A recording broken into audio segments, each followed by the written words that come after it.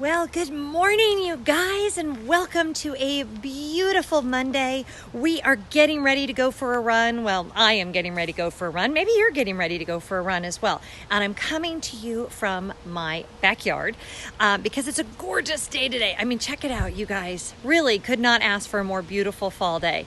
But the thing that I am the most excited about today is we are starting Princess Half Marathon training. Now, I think I said in one of my previous videos that training began last week. I was not correct. It actually begins this week. And as I am wont to do whenever I start a new training cycle, I start to really want to get it right. I have been running for over a decade. I have run dozens of half marathons. I've run 4 full marathons, and still sometimes I feel like I don't know what I'm doing. And every time I start a new training cycle, I'm like, okay, this is my opportunity to get it right. So what we are going to do over the next few weeks is we're going to talk about some of the basics of running. And you guys know I don't ever like to pretend to be an expert when I'm not, so I have pulled in some outside reinforcements. I have reached out to my friend Denny, who is an amazing running coach. I have actually worked with a running coach before. If you've never worked with a running coach, you do not have to be some big serious runner to work with a coach. It actually can be super helpful, even if you're just starting out. Just having that person to help you with the training plans to make sure you're set off on the right foot. Haha, see what I did there? And Denny actually specializes in making sure that you can cross the finish line with a huge smile on your face and injury-free. So I called him up. I said, Denny, actually I emailed him. I said, you're the expert here. I want to talk to them about what is an easy run, what is speed work, and what is a tempo run. Now for me, those are the 3 basic types of runs that make up any training cycle. And the most important one of those is the easy run. So he said he would do it, and I was thrilled, and he recorded 3 videos for me. This week, we're just going to tackle the easy run, and then in next week's video, we'll talk about speed work and the tempo run. I will say the important thing about the easy running is to remember that, at least for me, I cannot run these runs slow enough. I need to keep my heart rate low. Each individual day, easy may mean something different for me, but they really are the foundation of my training program. And I'm excited to hear what Denny has to say as well. Actually, I already know what he said. I'm excited for you to hear what Denny has to say as well. If you are interested in learning more about Denny, I have all of his contact information in the description box below. And when he's done talking, we'll come back here and I'll tell you more. As Mary Poppins said when she played Maria von Trapp in The Sound of Music, let's start at the very beginning, because the beginning is a very good place to start. And when it comes to getting ready to run and prepare for and train for maybe your first or second big race, half marathon, marathon, whatever the case might be, shoot, even 5K or 10K, there's nothing more beginning. There's no better place to start than the easy run. The easy run is hands down the most important type of run that every runner should do. And for some reason, a lot of runners tend to forget that because we get stuck in this mindset that no pain, no gain. An easy run, by definition, shouldn't be too painful. It should be pretty easy. Yet we think that because we're running easy, maybe we're walking a fair bit to keep things easy, that must not be doing any good for us. That must not really be improving our fitness. And that couldn't be any farther from the truth. Because what an easy run does is it helps to build your base. It helps to lay that foundation that we can then build upon, that we will then build upon as you get farther in your training and maybe become more experienced and more seasoned as a runner. So the way that the easy run helps to build the foundation is that it kind of helps train all of the components of your body, their muscles, bones, ligaments, tendons, to withstand the pounding force that running generates. Because let's not kid ourselves. When you're running 13.1 miles, 26.2 miles, that's a lot of time that your feet are pounding the ground. That's a lot of force that your body has to absorb. And the harder we run, the more force is generated with each stride. So when we're running easy, especially early in the training plan, training cycle, and even more so early in our running careers, it's important that we're not overloading our body with too much force, because that's where injuries happen, that's where breakdowns happen, that's where we kind of decide to say, you know what, this sucks, and I don't want to do it anymore. And as a runner, as a running coach, as a Run Disney fan, that's the last thing I want to see any new runner do, is to get injured and decide that they don't want to be part of this wonderful sport anymore. So keep your easy runs easy. It's so important. And it like I said, it creates that foundation. And then a little bit later in the cycle, you start to build upon that with some speed workouts, some tempo runs, things like that. And that's when things really kind of start to go. But if we're going to talk about easy runs, the most important thing that we can maybe do is define what is easy, right? Because I can say easy, and what's easy for me may or may not be easy for you.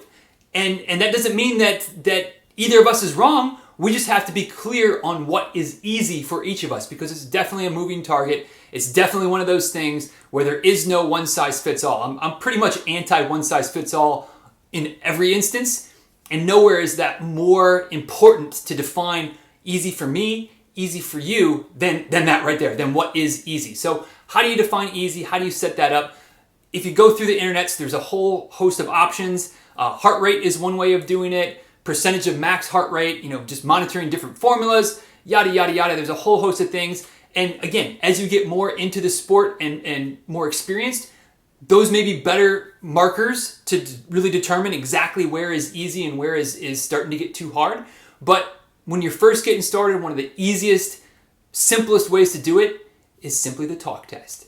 Can you talk while you're running? Now, maybe you're running with friends, so it's pretty easy to tell if you can, talk in full sentences, or are you trying to talk? If you're talking like that, it's too hard. You're not running easy enough because you're failing the talk test. Now, what do you do when you're running by yourself? Well, you talk to yourself. It happens. You're out by a run, not sure if you're running too fast. Can you talk? Can you carry on a conversation with yourself? If you've got something going on in your ears, can you sing along? If you can sing along, you're probably running easy. If you can't sing the words, not because you don't know them, but because you don't have the breath to get the words out, then that's a good sign that you're running too hard and your easy run is no longer easy. And I really can't stress enough the value and the importance of easy runs. Now, what about long runs? Because long runs a lot of times kind of have the idea that there's a long run and an easy run. And when you get farther along and you start training for other races, and maybe your goals become a bit